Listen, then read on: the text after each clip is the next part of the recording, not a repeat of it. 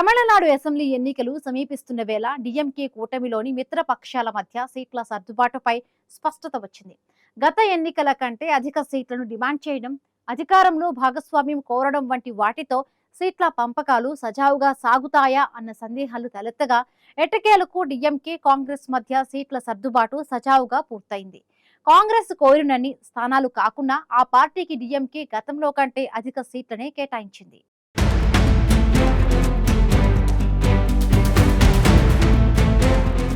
DMK కూటమిలోని మిత్రపక్షాల మధ్య సీట్ల సర్దుబాటు ప్రక్రియ దాదాపు పూర్తయింది. డీఎంకే కూటమిలోని కీలక పార్టీ కాంగ్రెస్ కు సీట్ల కేటాయింపుపై కూడా స్పష్టత వచ్చింది. పొత్తులో భాగంగా మిత్రపక్షం కాంగ్రెస్ కు డీఎంకే 28 సీట్లు కేటాయించింది.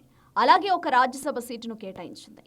2021లో ఎన్నికలతో పోలిస్తే ఈసారి కాంగ్రెస్ కు 3 సీట్లు పెరిగాయి. వాస్తవానికి కాంగ్రెస్ గత ఎన్నికల కంటే చాలా తక్కువ మొత్తంలో అధిక సీట్లను డిమాండ్ చేసింది. అదే సమయంలో అధికారంలో భాగస్వామ్యం డిమాండ్ను లేవనెత్తింది.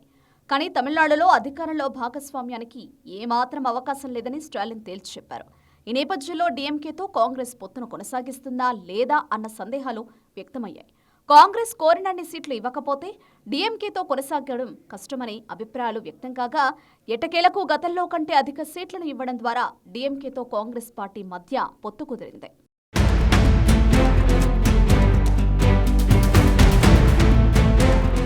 గత అసెంబ్లీ ఎన్నికల్లో కాంగ్రెస్ తమిళనాడులో 25 స్థానాల్లోనే పోటీ చేసింది. అయితే ఈసారి కాంగ్రెస్ కు డీఎంకే 28 సీట్లను కేటాయించింది.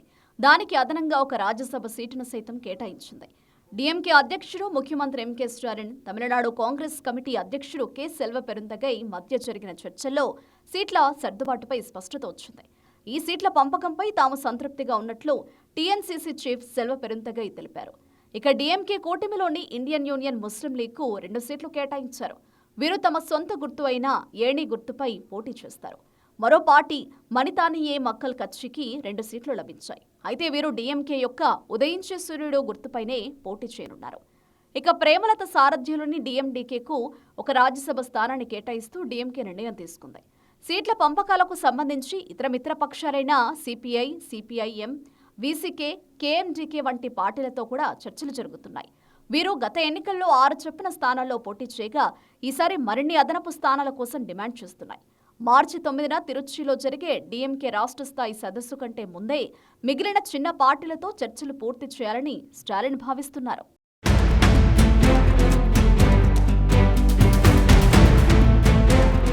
తమిళనాడులో మొత్తం 234 అసెంబ్లీ నియోజకవర్గాలున్నాయి.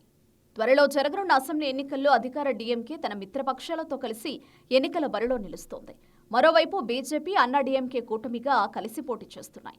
అన్నా డీఎంకే సారథ్యంలోని కూటమిలో పలు పార్టీలు చేరడంతో ఆ కూటమి బలం మరింత పెరిగింది.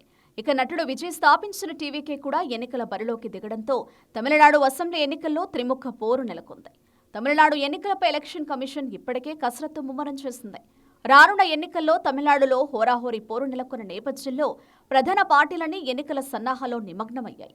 ఓవైపు ఎన్నికల ప్రచారం, మరోవైపు కొత్త పార్టీల ఏర్పాటు ప్రకటన, ఇంకోవైపు సీట్ల సర్దుబాటు వంటి అంశాలు తమిళనాడు రాజకీయాల్లో హాట్ టాపిక్ గా మారాయి.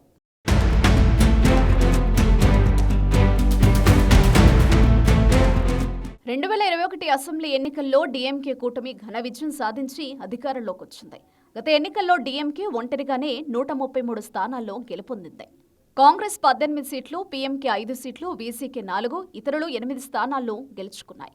డీఎంకే నేతృత్వంలోని కూటమి మొత్తం 159 సీట్లు సాధించింది. ఎన్డీఏ 75 సీట్లు గెలుచుకుంది. అందులో అన్నా డీఎంకే 66 స్థానాల్లో విజయం సాధించింది. అయితే ఈసారి కొత్తగా పలు రాజకీయ పార్టీలు ఎన్నికల బరిలో నిలుస్తుండటంతో ఎన్నికల పోరు మరింత రసవత్తరంగా మారింది. ముఖ్యంగా విజయ్ స్థాపించిన టీవీకే డీఎంకేను గద్దె దింపడమే లక్ష్యంగా ఎన్నికల బరిలోకి దిగుతోంది. వాస్తవానికి గత ఎన్నికల్లో కంటే కూడా డీఎంకే పలు పార్టీలు నేతల చేరికతో మరింతగా బలపడింది. మరోవైపు అన్నా డీఎంకే కూడా కొంతమేర బలపడింది. ఈ పరిణామాల నేపథ్యంలో తమిళనాడు ఓటర్లు ఏ కూటమికి లేదా పార్టీకి మద్దతుగా నిలుస్తారనే దానిపై సర్వత్రా ఆసక్తి నెలకొంది.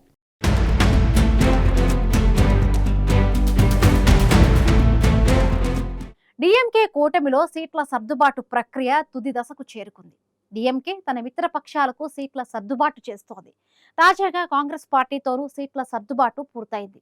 వాస్తవానికి డీఎంకే కూటమిలోని కాంగ్రెస్ సహా ఇతర పార్టీలు గతంలో కంటే అధిక సీట్లను డిమాండ్ చేశాయి. అయితే డీఎంకే మాత్రం ఆయా పార్టీలతో చర్చలు జరిపి వాటికి సీట్ల సర్దుబాటు చేస్తూ ఉండడం రాజకీయ వర్గాల్లో ఆసక్తికరంగా మారింది.